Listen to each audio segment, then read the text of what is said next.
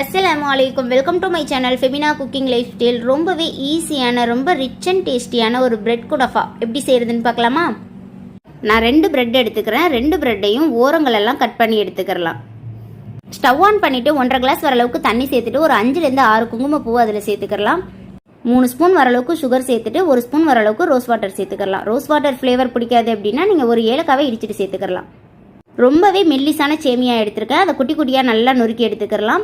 இப்போ நான் 3 ஸ்பூன் வரளவுக்கு மைதா எடுத்திருக்கேன். அதை கொஞ்சம் திக்கான பேட்டராக நல்லா மிக்ஸ் பண்ணி வச்சுக்கோங்க.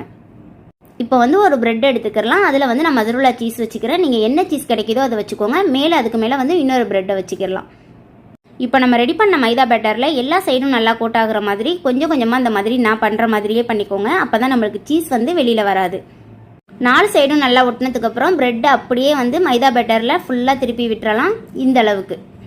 இப்போ பொடி சேமியாக நம்ம நொறுக்கி வச்சுருக்கோம்ல, அதில் இந்த மாதிரி நல்லா போட்டு எடுத்துக்கோங்க. எனக்கு குனஃபா டோ கிடைக்காததுனால நான் இந்த அளவுக்கு பொடி சேமியாக எடுத்திருக்கேன்.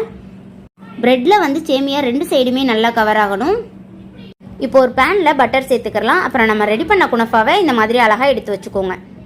ஸ்டவ் ரொம்ப மீடியமாக இருக்கணும். அப்போ தான் நம்மளுக்கு உள்ள சீஸ் எல்லாமே நல்லா மெல்ட் ஆகி வரும். இந்த மாதிரி நல்லா முருகி வந்ததுக்கப்புறம் நம்ம திருப்பி போட்டுடலாம். திருப்பி போட்டுட்டு பட்டர் சேர்த்துக்கோங்க.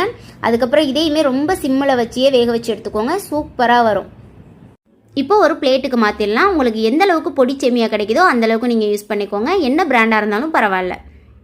கொஞ்சமாக நான் பிஸ்தா க்ரஷ் பண்ணிவிட்டு சேர்த்துக்கிறேன். அதுக்கப்புறம் நம்ம ரெடி பண்ண சுகர் சிரப்பையுமே சேர்த்துக்கலாம்.